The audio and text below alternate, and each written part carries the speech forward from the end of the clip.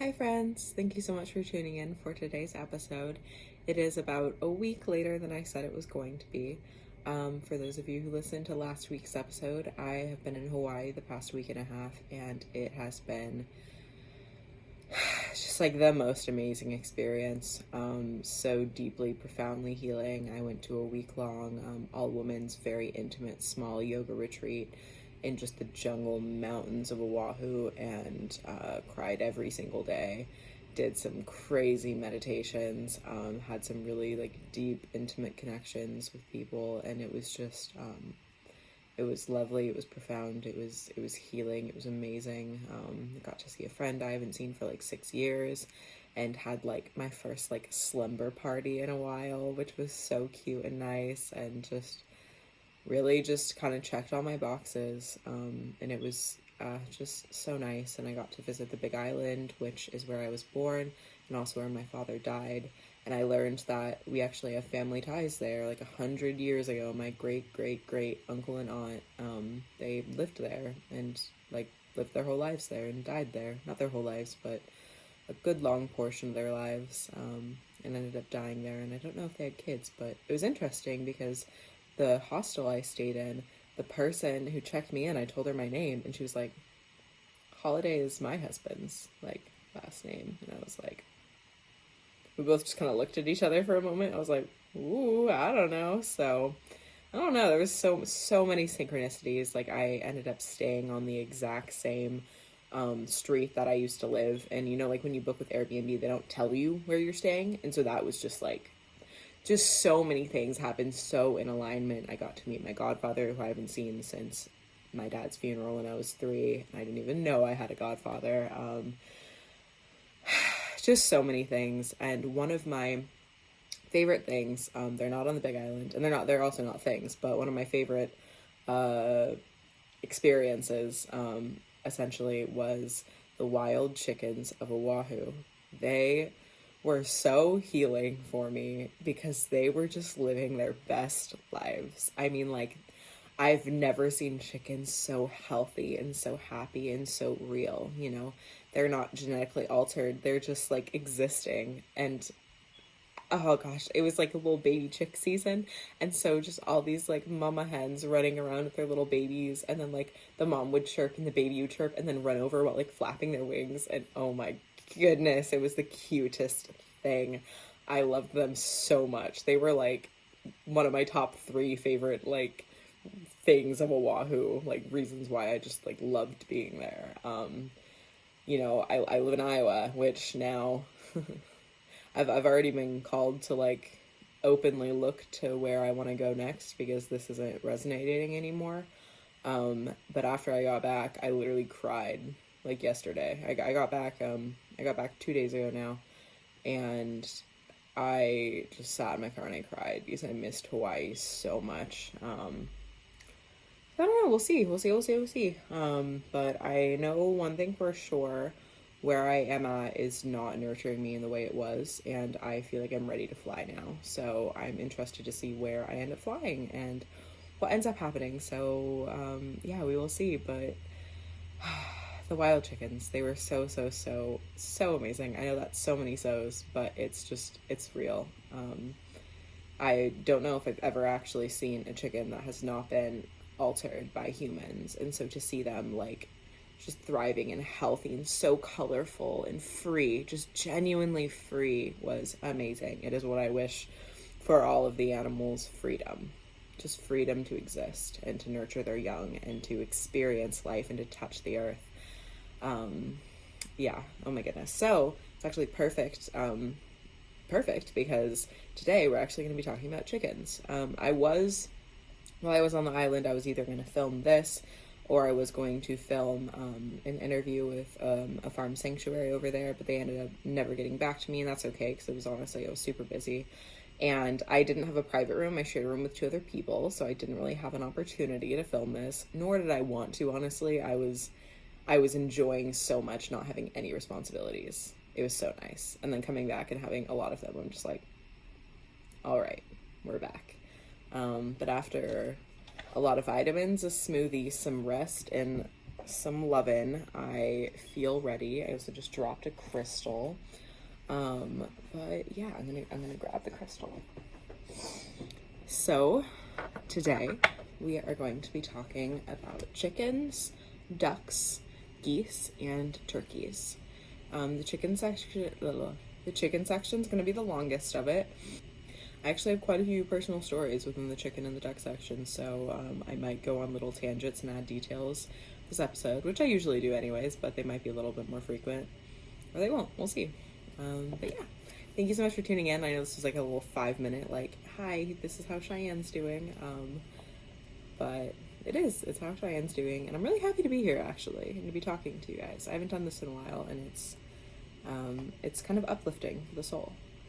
There's also quite a bit of pictures in this section, so for those of you who are listening to the podcast, I do want to remind you that I am filming and posting videos of every episode online as well on my YouTube channel. So if you type in Cheyenne Holiday and then whatever I end up titling this episode, you should hopefully be able to find it. I have all of the episodes that have been put on Spotify on here as well. So if you want to see the pictures, you can either go to my YouTube or just buy the book.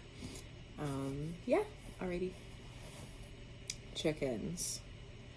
Okay, starting off with a not very fun picture.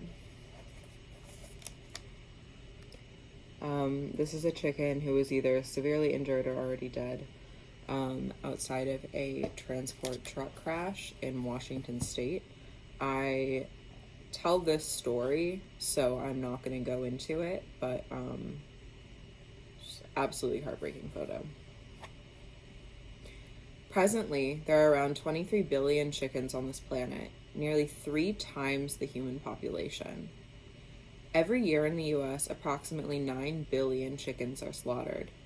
A shocking reality is that if you were to combine the number of chickens and turkeys killed annually in the US, it would account for about 99% of land animals killed here. This massacre is often justified with the baseless argument of intelligence, or lack therefore of. There is an absurd idea that these animals are remarkably unintelligent. However, this couldn't be further from the truth.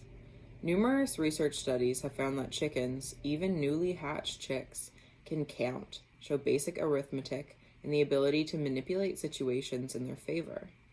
On their first few days of life, they outsmart even our newborns. They also show signs of self-awareness and empathy among their own kind.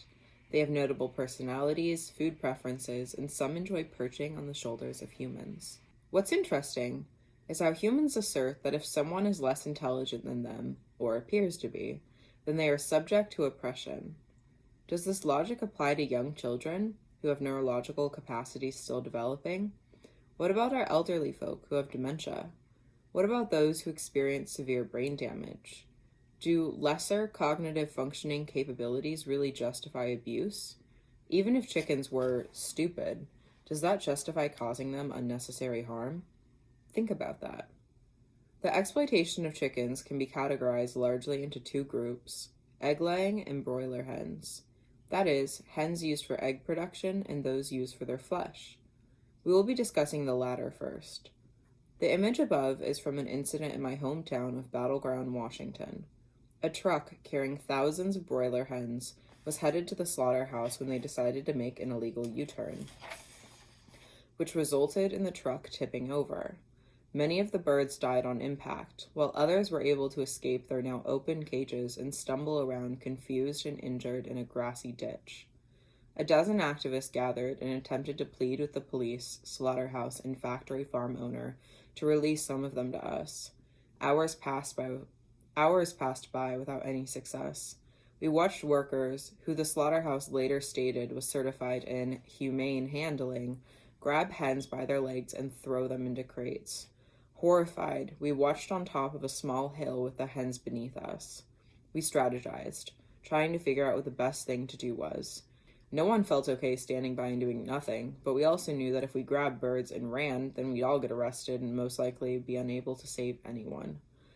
As we were all still mulling over the limited possibilities, a hen started making her way up the hill towards us. No one had noticed yet. I started slowly making my way down, using my body as a shield to block her from the manager who had roughhoused us earlier. He looked over and saw her making an escape. I stepped in front of her to block him, and as I did so, one of the other activists scooped up the hen and declared that she was going to take her to get medical treatment. An hour-long standoff between Amber, cradling the hen, and the police ensued. Eventually, they ripped the hen away from her and she was arrested. Everyone went home that night devastated. Fortunately, after all the activity had cleared, some activists returned to the scene and found 2 hens who had evaded capture by means I will not be sharing here in case the situation ever happens again. They were able to rescue them, take them to a vet, and bring them to a sanctuary that provided them with a safe home for the rest of their lives. These 2 were able to experience the sun, grass, and love, but they died a couple months afterwards. These types of hens have been genetically manipulated, beginning in the 1950s, to grow as big as physically possible in a very short amount of time. The hens in these photos are only 6 weeks old. They grow from a tiny chick to a massive bird in just 6 short weeks. Previous to genetic modification, hens took 15 weeks to reach slaughter weight. Hen's breast size nowadays is 80% more than it used to be. This is the opposite of natural. It's the product of unethically founded science that has made its way into our food system. This is a picture of one of the hens. Oh, I'm so sorry. The camera's on the other side. And like all of the feather loss that you can see here isn't just from like the crash. Like she had some scrapes and stuff, but this is just her body can't produce that many feathers. Like the chickens that I saw in Hawaii were half this size, if not less. They're not supposed to be this big, which is why later they can't live very long, even if they make it past, because their body weight crushes them to death. It's not the lives that chickens are supposed to be living. It's not natural in the slightest. Since the natural order has been manipulated so harshly, further measures are taken in order to ensure the hens have the best chances of making it to slaughter alive, since it's the only way that they can make money off of them. Their methods of doing so have a detrimental impact on not only the hens, but for those who consume them and the environment. As of 2006, nearly 70% of the 9 billion broiler chickens raised each year in the United States were legally fed small amounts of an arsenic compound, a suspected human carcinogen, as a growth promoter and to fight parasites. Traces of arsenic can end up in the chicken itself, as well as in manure, which can decompose in the soil or run off in waterways. Or the manure can re-enter the food chain as a cattle feed supplement. Pumped up on drugs just to stay alive long enough to die in a profitable manner, hens experience a living hell on earth. The rapid growth of these hens makes basic tasks, such as moving from one place to another, difficult. By the time they get on a transport truck, many of their bones will have been broken from the enormous weight of their body. Often their organs give up under the crushing pressure around them. This whole experience is directly felt by these sensitive animals. They are in no way deserving of the suffering enforced upon them. At the slaughterhouse, they are met with a brutal fate. They will be pulled up by their feet out of the crates they were brought in and shackled upside down, fully conscious on the kill line. The line speeds at these death factories only appear to go faster every year, with the present rate being up to 140 chickens a minute. Imagine killing 140 beings every minute. Imagine if that was your job. What do you think that would do to you? To end 140 lives a minute, day in and day out. At most slaughterhouses, they are first drugged through electrified water that paralyzes them to a degree and makes it so that their feathers come off easier. Next, they are led to an automated blade that slits their throat. Often there are workers nearby to kill those still moving. The birds are often frantically flapping around, trying to free themselves during this process, and sometimes miss the electric bath and/or blade. This unfortunately means that there are chickens who have entered this next process fully conscious, which former slaughterhouse worker Virgil Butler has reported. After the blade, their body enters a scalding tank of water. He stated that in this tank, the chickens scream, kick, and their eyeballs pop out of their heads.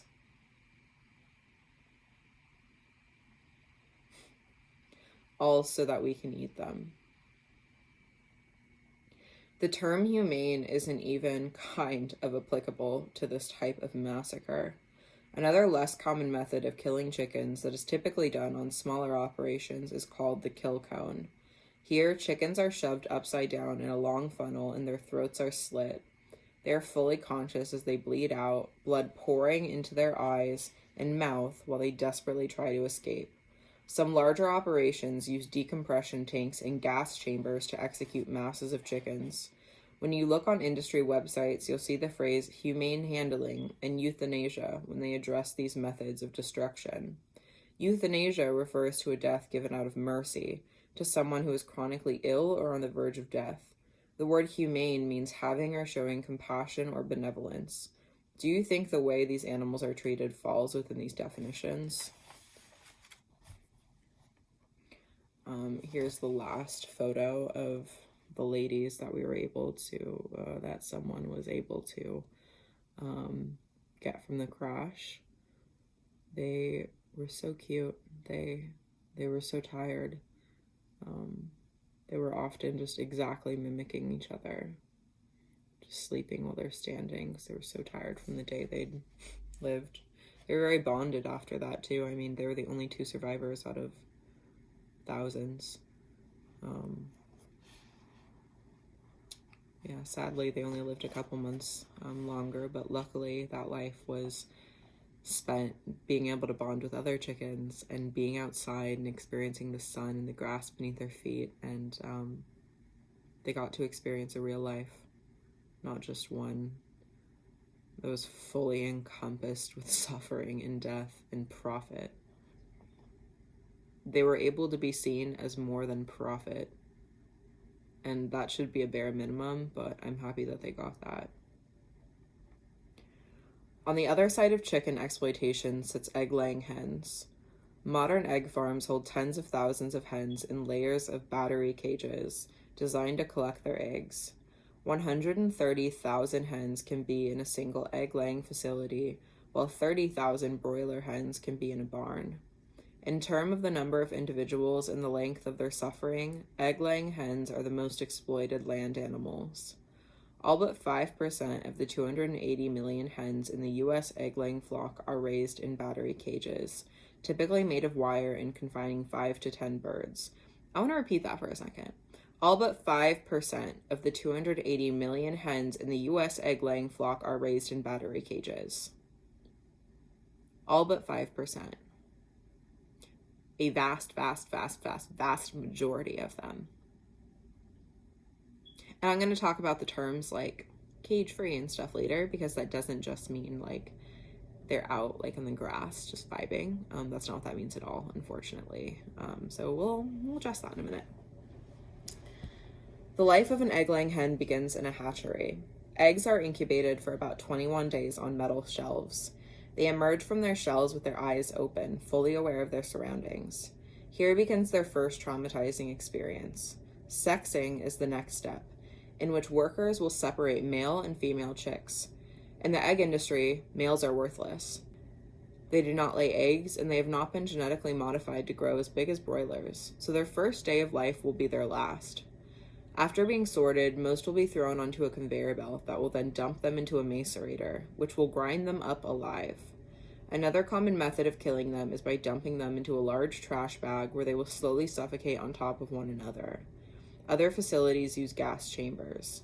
For every female born, a male is born. This equates to around 6 billion male chicks being killed annually for egg production. 6 billion. Baby, and when I say baby, I mean they were just born, like day one of their life, and they are ground up alive or suffocate to death on top of the bodies of thousands of other babies. That's the egg industry. Like, that's the reality of it. You can look up videos of all of this. You can look up a ton of videos of all of this, and I actually encourage you to do so. Because hearing me talk about it is a lot less real than seeing it, and even seeing a video is less real than being there. But I think it's important that we know what we've done, and by we I mean our species, because even if you're not the one throwing a chicken into a blender, you have to understand that by buying the products that come out of that, you are participating that in some way. And that's why we need to know what's happening, so that we can actively make informed decisions to not participate in these industries if that doesn't feel in ethical alignment with us. And I would say most of the people listening to this probably wouldn't press the blend button if they threw a baby chicken there.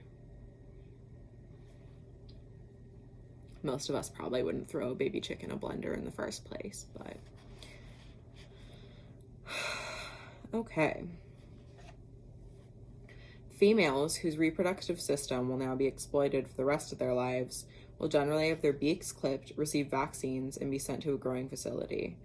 A not so fun fact is that a vast majority, about 70 to 80%, of all pharmaceutical drugs are given to animals to prevent them from dying early and to promote rapid growth. So if you're like suspicious of Big Pharma, which you should be, know that Big Pharma and Animal Ag, they're besties, best friends. They fully rely on each other, 100%. Taking down one is taking down the other, essentially. Or at least it aids in it massively. So, look into it. Debeaking is often done to birds who will be sent to caged, free-range, or organic barn farms. The purpose is to prevent them from severely injuring one another, because that could cause economic loss for the farmer. The vaccinations for these animals are essential due to the way these animals are raised. On an average of 12 to 20 vaccines are given to each chick to prevent deadly diseases from taking hold. Some of these diseases are zoonotic. If you weren't before, then you may be familiar with this term now because of COVID-19. Zoonotic diseases are able to pass from non-human animals to humans. Factory farms are the perfect breeding ground for these diseases and the conditions in which they would be passed to humans. In fact, according to Dr. Benjamin Cooker, I think that's how you say it, every known epidemic disease to plague humans originated in animals. If we want to avoid the next global pandemic, then we need to stop this barbaric practice. Okay, I'm going to show you an image.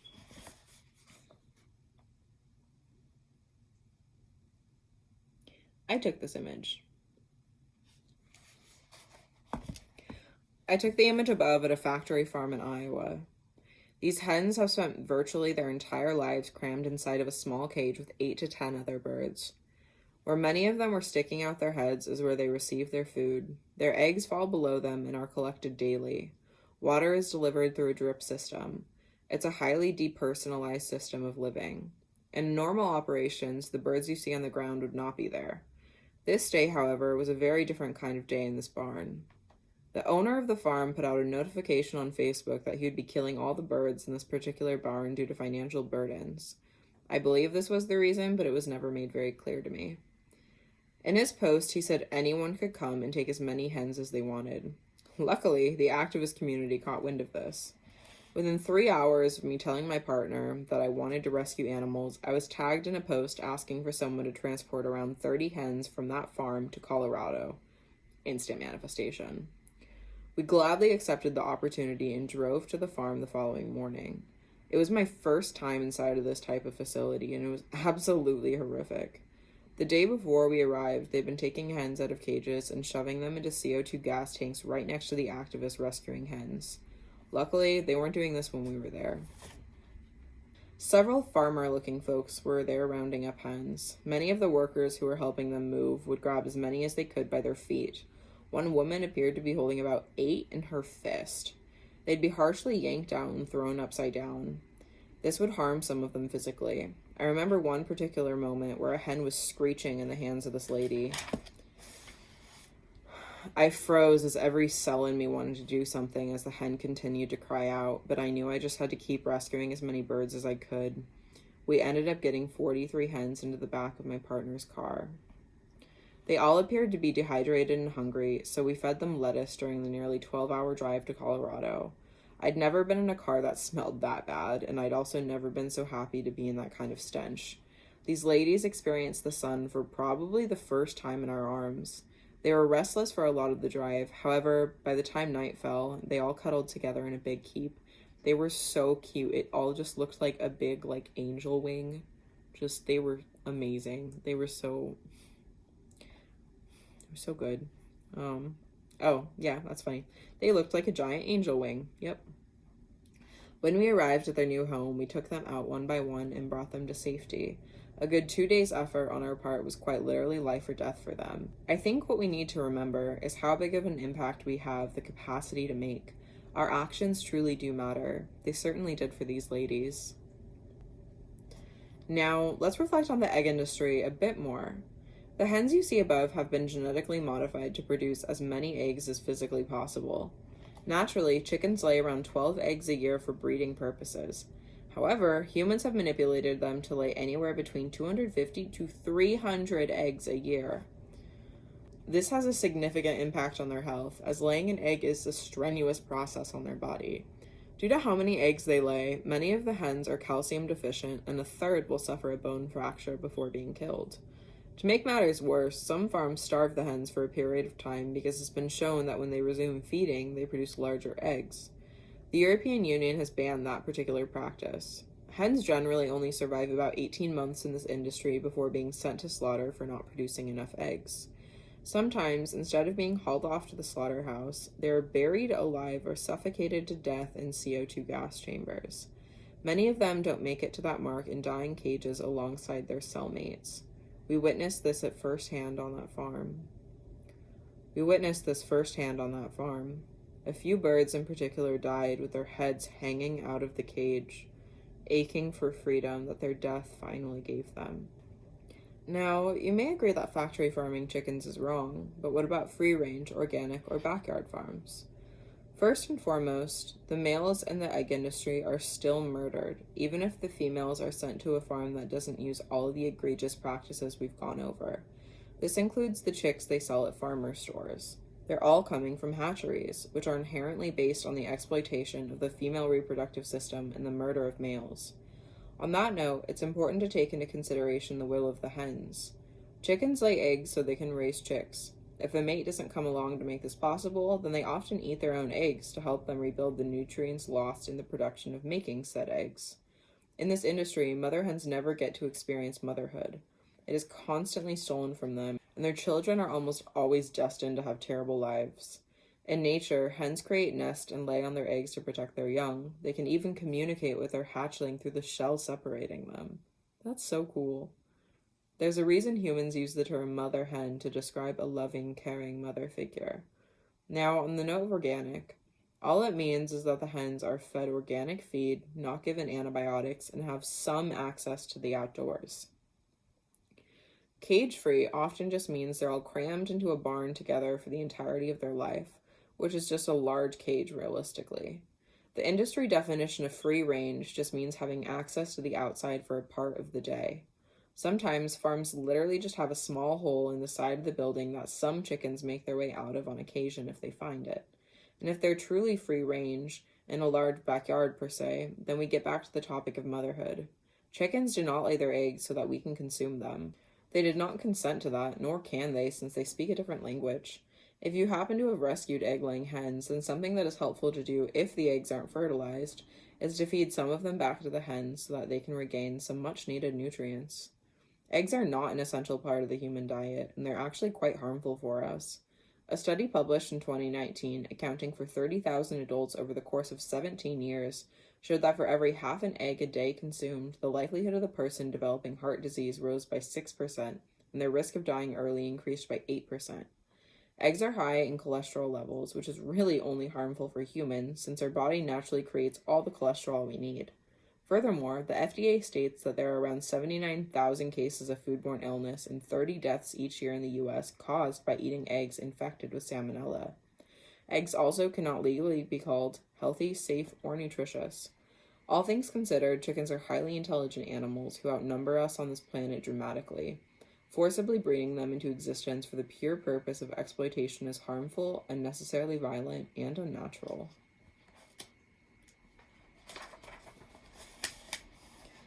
Turkeys. This is a turkey. His name is Stratus. He is a resident at Iowa Farm Sanctuary. Turkeys are social, intelligent, and cautious animals. They are so sensitive to their own emotions that their heads will even change color. The more vibrant their color, the more intense the emotion is that they're feeling. Their head colors have the same theme of the American flag: red, white, and blue. Perhaps that's why Benjamin Franklin felt that they are respectable, true Americans. In nature, turkeys navigate prairies and woodlands, often traveling in broods where mothers team up to look after the group's young together. They have full color vision, and it's said that their eyesight is 3 times better than our own. Some of these birds are first able to take flight within their first 2 weeks of life, and at night they use this newfound ability to fly into trees and roost as a family. This feeling of family, it seems, can be extended to humans as well, once we have gained their trust. One time at Harmony Farm Sanctuary, one of the young men who ran the facility told my friend and I that he loved laying down and having the turkeys nest on his back. We were immediately intrigued and followed his lead. I remember this moment. We were like, that's an option? And we just like laid down and we're just like excitedly looking around as they like slowly circled us and then like made their way onto our back and just like sometimes they'd step on our head and we're just like face in the dirt. We're like, this is great. It was so much fun. It was really, really great. Yep. Soon enough, after circling us for quite some time and ensuring we weren't a threat, they nestled right on our backs. It's truly tragic that so few humans get to share this kind of loving interaction with these birds. In the United States, 245 million turkeys are killed a year, 46 million of those for Thanksgiving. Here in the US, we kill over a third of the turkeys globally, which is over 656,000 a year. This doesn't make sense. All right, well, in the light of transparency, sometimes while I'm recording these, I find mistakes in my book, which is why I usually edit them so that the new printed ones don't have it, but I want to make a whole, like, second edition where I find and go through and make sure that none of these mistakes are there. But the mistake I just found, which is pretty overt. So it says, here in the US, we kill over a third of the turkeys killed globally, which is over 656,000 a year. And I was like, well, that doesn't make sense, because if we kill 245 million turkeys a year, then that obviously doesn't make sense. I see the mistake. I meant million. So it's about 640 million turkeys, 640 million turkeys killed for food each year. And that's just the first statistic that I found, so I'm going to dig more into this. But welcome to Cheyenne Makes Mistakes and needs to fact check her things. Or really, I mean, this just looks like a typing error. But yeah, anyways, this is actually such an important, if you ever find a mistake, if you ever read something like, this doesn't make sense, please let me know, because I wrote this book so rapidly. I wrote it so fast, and I had 2 people fully edit it in like a week time, and then I published it. So there's bound to be errors. I mean, I found errors in like a lot of professionally written, and obviously, and by professional, I mean like had a professional publisher and like a publishing house and all of that. So mistakes happen, and if you find any, help me out, help a girl out. Be nice about it though, because I'm a sensitive sunflower. Okay, anyways, I made a mistake, and that's okay. Moving on. In the US and most other nations, they have no federal legal protection, and virtually all of them spend their entire lives on factory farms. For the vast majority raised on these farms, their life begins in an incubator. They will never meet their mothers and will live their lives in a windowless shed. At this stage of existence, part of their beaks, toenails, and the male's snoods, the flap of skin under their chin, I don't even know if I said that right, are cut off without painkillers to keep the birds from killing each other. When in such crowded and maddening conditions, many of the birds develop violent and or self-harming tendencies. This can be understood when you imagine being crammed into a factory with up to 10,000 others for the entirety of your life.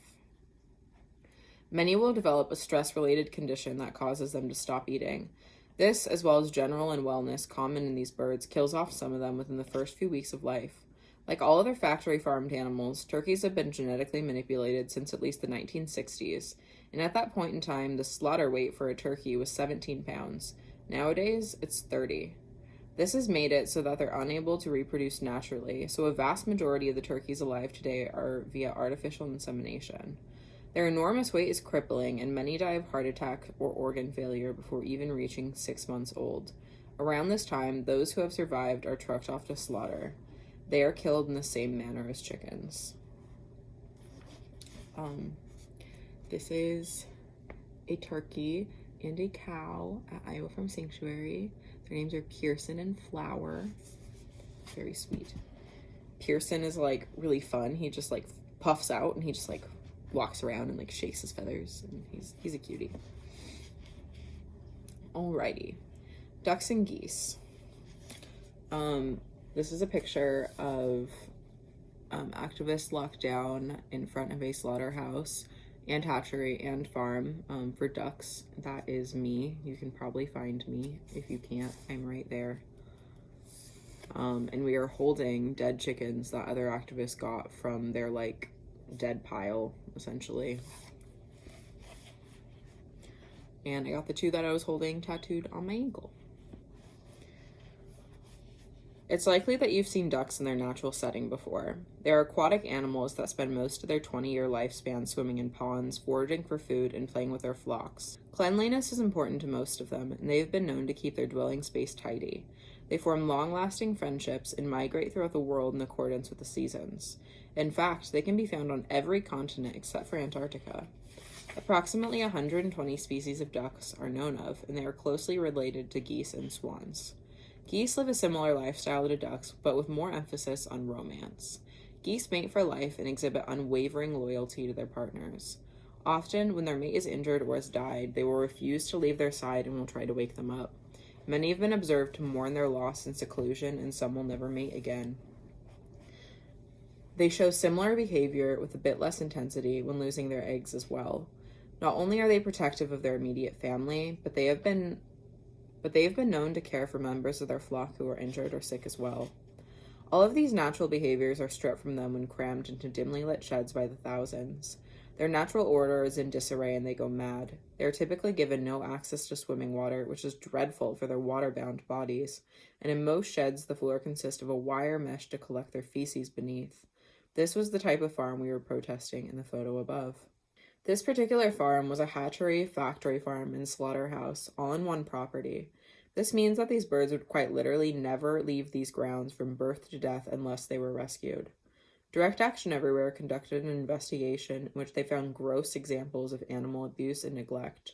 Due to the size these birds grew to and their less than life-affirming conditions for living, many of them would collapse and be unable to access food or water. They would then slowly starve to death. Evidence of this was found again in person when we infiltrated the farm. My team's responsibility was to block the gate with our bodies in chains. Another group found the pile of dead birds, tossed out as trash, and brought many of them to us, so we could show the world the victims these industries want forgotten. While we did so, another team rescued dozens of ducklings who are now safe at Sanctuary, and another team chained themselves to the slaughter line. As a group, our demand of the police was clear. Start an animal cruelty investigation immediately, and we will leave. Now, in most other states, we would unfortunately have no legal backing to enforce these requests. However, in California, we do. California Penal Code Section 597E states, in summary, that if a person sees a domestic animal being neglected, food and water, then that person may enter the property and supply the animal with necessary care. That person would not be subject to punishment for entry and could actually request compensation from the abuser for the cost of providing care to the animal. Now, most states have a subsection that states something along the lines of, except for farmed animals, making it only really applicable to pets. California does not have that section, and because of that, a Harvard law professor has written us a legal opinion stating that we are acting within our legal rights to take necessary action. With this as our foundation, we took action. The police, who often protect corporations and not people, followed that trend. 80 of the 600 activists that day were arrested. The charges for most of them were dropped, except for those of us chained. We were originally arrested on felony charges and several misdemeanors, which got dropped to just trespassing very quickly. We originally intended to take the case to trial, then COVID-19 happened and our case got delayed for 2 years. Per the advice of our legal team, we agreed to take the deferment offered, which was essentially just a fine and 20 community service hours. I am happily serving my time at Iowa Farm Sanctuary. Now, back to our main subject. Ducks and geese are killed for their flesh, organs, and feathers. In the U.S., 27.5 million ducks were slaughtered in 2019. This number does not include those who were shot in the wild for sport. Many of those ducks are shot mid-flight and are actually never found by the hunter, causing them to slowly die from their injuries. On factory farms, similar to other birds, ducks' upper beaks are often cut off to prevent them from pecking at their own feathers or one another due to stress.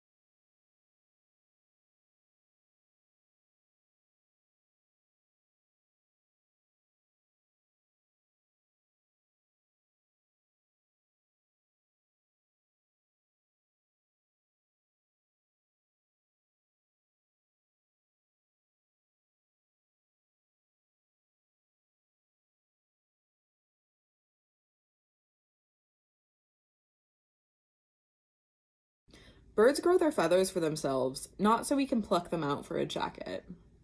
The production of foie gras, I have no idea if I'm saying that right. Yeah, once again, I'm doing my best. Which is French for fatty liver, is absolutely dreadful. It's known as a delicacy, and a majority of it, 75 to 80%, is produced in France. Here, ducks are kept in cages so small they can't even extend their wings. Unlike most industries, only the males are used for this particular massacre. For these beings, their reality consists of being roughly force fed 2 to 4 times a day with a tube that pumps pounds of food into their stomach. These pipes injure the birds' sensitive throats, mouths, and esophagus significantly. Their gag reflex is triggered every time they are force-fed this way, making them convulse with every assault. This process alone kills many of the birds. The survivors live in a cage covered in vomit and spilled mush that coats their entire body. They are forced to live this way for 2 to 5 weeks before being killed for the elite to eat their livers. By this time, their liver was bloated to approximately 12 times its natural size. Poor babies. The process of being sent to slaughter for all these birds is terrifying. At night, when the birds are naturally calmer, workers called catchers move through the sheds and grab birds, throwing them into crates. Once all the crates are full, they're trucked off to slaughter. This ride will sometimes be the first time many of these birds have ever truly breathed fresh air, seen the stars or the sunshine, depending on the time of day. Imagine if your only taste of the outside world was in your final moments of life. Ducks are slaughtered in the same manner as turkeys and chickens. They are inverted, hung from their legs on a slaughter line, and dragged headfirst through an electric bath of water. This is meant to stun them for easier handling. Then they move onto an automated blade that slits their throat. Many of them are still fully awake during this point and flail around, sometimes causing them to miss the blade. At this point, they will slowly drown to death in scalding hot water meant to defeather them. Well, that's that. Yeah, thank you for listening today. We got to talk about a lot of our feathered friends who are not treated as friends by most humans. And if there's anything that I touched on that you would like more of an elaboration of, I'm super happy to talk about that. Having read this and also read just the rest of the book, there's a lot more that I'd like to go in depth on that I haven't. And so I do most definitely intend to come out with like a updated version of Plant Peace, as well as probably a whole nother book called Plant Power. Just because I think that I can do better than my first attempt at this book, which I think is good, but always room for improvement. Yeah, so thank you so much for tuning in today, and I don't really feel sorry for taking an extra week because I needed it, but if you were missing the podcast, then that kind of warms my heart a lot, because people caring about it means a lot to me, because it takes an amount of effort to actually do these. Like, you have no idea how many times I sometimes re-say a sentence. Sometimes it's like 5 times. Like earlier there was a sentence that I just absolutely could not get out. It took me so many times to say it.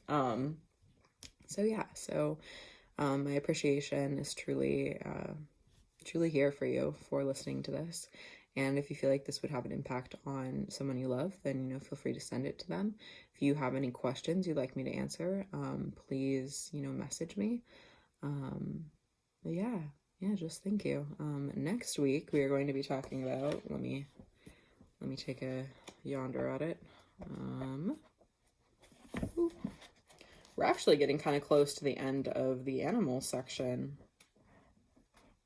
So next week we're going to be talking about sheep, horses, rabbits, foxes, and mink.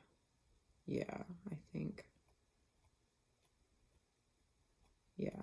I'll have that be. I feel like that's a good amount of the animals to talk about in a day. Alrighty, well, thank you so much for tuning in, and I love you a lot, and I hope that your day is filled with just abundance and joy. And I know that the information I share here isn't very joy producing, but it's information that needs to be shared. And so I really do appreciate you being present with it and listening. So, be patient with yourself. Be kind. If you're feeling distraught by anything at any point in the podcast, literally just placing your hand on your heart is a really good way to just be present and loving with yourself. So remember to do that. Just be present, be loving. I love you. Thank you so much. See you next week.